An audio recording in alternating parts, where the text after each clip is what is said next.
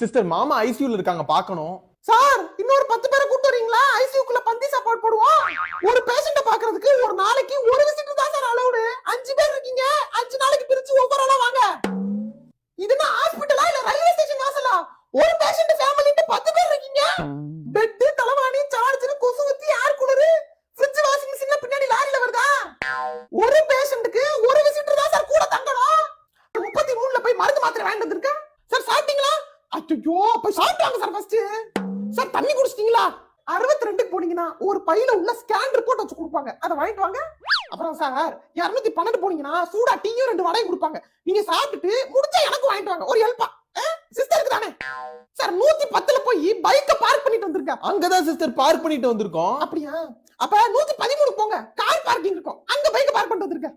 எதுக்கு சிஸ்டர் அங்கிட்டும் இங்கிட்டும் போக வைக்கிறீங்க? சார் டாக்டர் ஒரு எமர்ஜென்சி ஆபரேஷன் தியேட்டர் வரையும் போயிருக்காரு, வரதுக்கு இன்னும் 1/2 மணி நேரம் ஆகும். அது வரைக்கும் உங்களுக்கும் போர் அடிக்கும், எனக்கும் போர் அடிக்கும். அதான்